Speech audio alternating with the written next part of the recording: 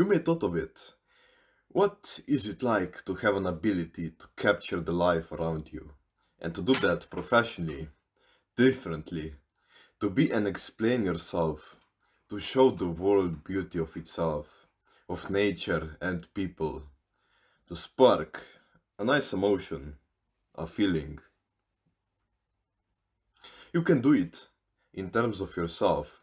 You're gonna have to change, adapt, and totally rebuild yourself if needed. But in the end, you're going to achieve something truly different, truly beautiful. Hey, I'm Marto. But in whichever case, I love photography. No, it's a real different experience to try new things. And of course, quite beautiful ones. And of course, falling from time to time. But that's just natural selection. And it's a thing that's really needed in the life, of course. I am myself shooting for a year now. I love photography and a little bit of videography as well. And I got something to tell you if you of course found yourself in the first part of the video. Something really important. It's one simple thing. You got this. You got this enough to start. You know how? You probably got that little feeling, thought inside of your head.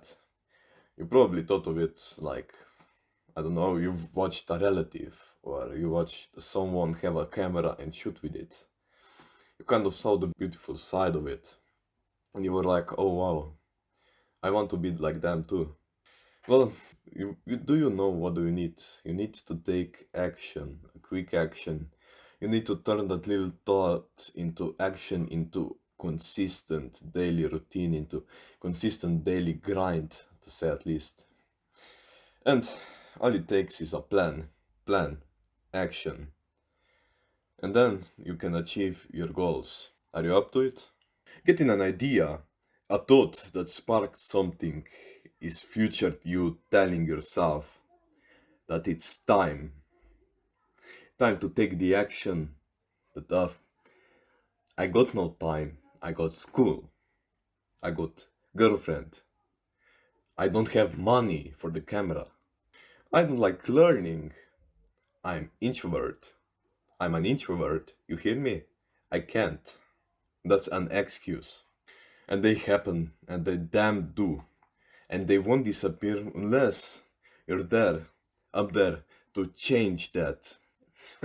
It's like stopping in the middle of a highway. Taking way of course when you're supposed to drive forward and continue. It's your past yourself trying to drag you down, sabotage your future success. Stop you from your dreams. Comfort zone, one of worst things that hinder any progress or trying new things. Well, you live one life. You live one life. That's for that's for sure. And it won't be bad to try. Believe me, you've got one life. That's what it takes. An action. So, if you still aren't sure, totally sure about it, rewind the video, rewind this section, watch it again. So, now we are sure, dedicated to take the action. Well, to start it, start our way to dreams. But what's the next step? We need a camera. At least I think so. Because it wouldn't be a photography without one. Well, so, maybe your relative has one and you can borrow it, but if that's not the case, you can either buy a new camera or buy a used camera. The difference is just that if you buy a new one, you'll definitely get a warranty and you'll get official documents and such. If you buy a used one, you're gonna have to be a little careful if the seller is legit and he won't sell you like a broken camera or scam you. So just be careful about that. But when it comes to camera types, uh, I just don't recommend buying a compact one because of the technical side. I recommend DSLR and mirrorless. DSLR and mirrorless. Those ones both have interchangeable lenses. So in my case, I have Nikon the 3 the 3500. So interchangeable lens is basically this. You have like camera like this, and the lens can come off. Can come off easy as that. And back on. Just a second. Here we go. So that thing can really help you in the future because you can change between lenses. And for example, if you have like a really good body, which is this part of the camera, you can like buy a new lens, just put it on it, and you're good to go. And compact just doesn't have an interchangeable lens, it has a lens already integrated inside it. Of course it's a little bit cheaper, but that's basically it. But by any chance you have a compact camera, don't take this for granted because it's still camera, it shoots. And that's what matters. And I believe it does shoot pretty good.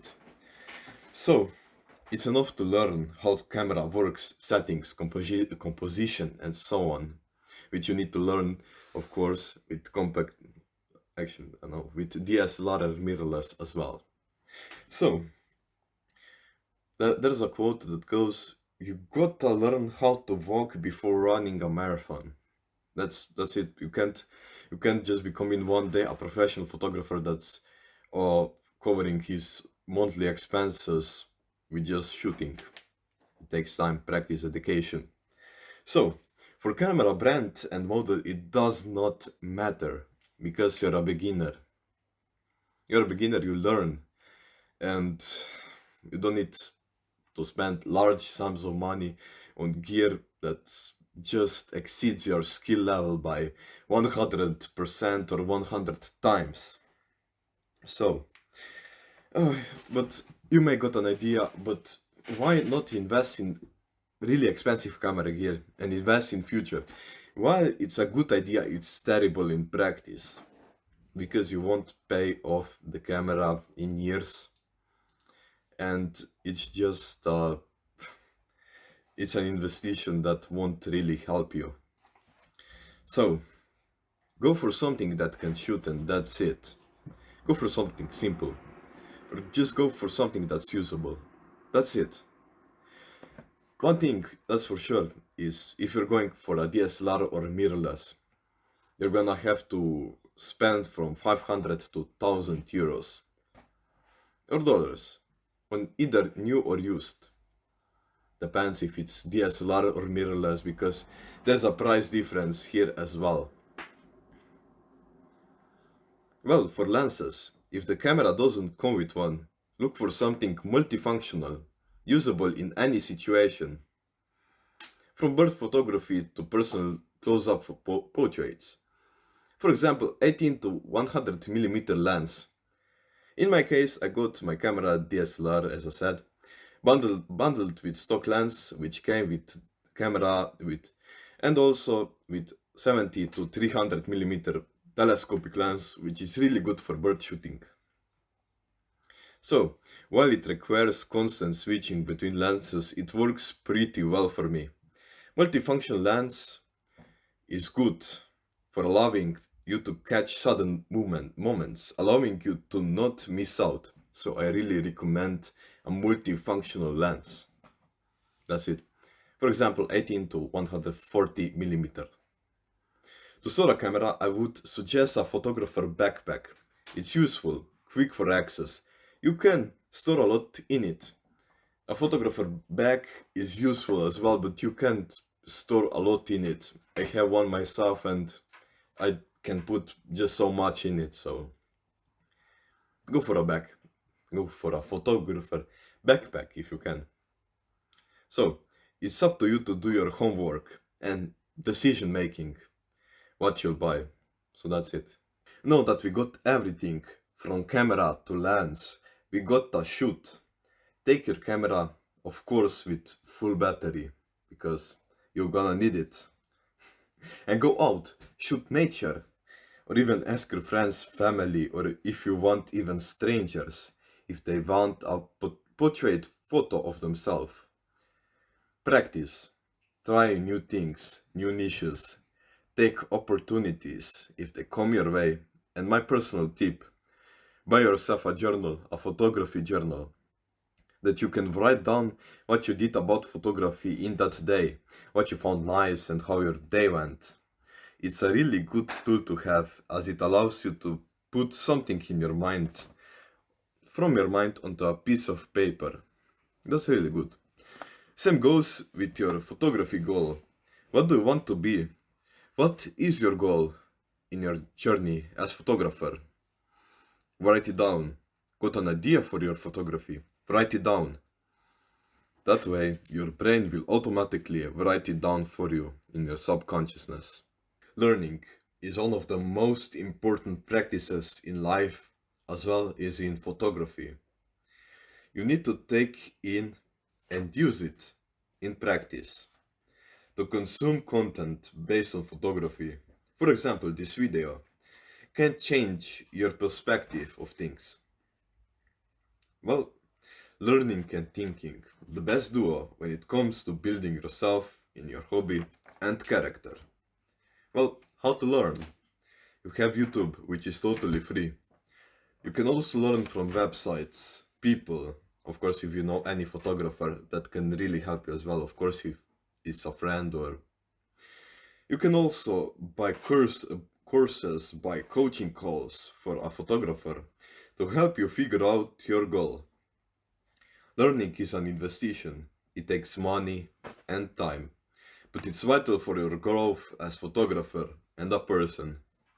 Courses are a great way to go with things, especially ones happening offline with physical teacher beside you and other people learning same hobby as you.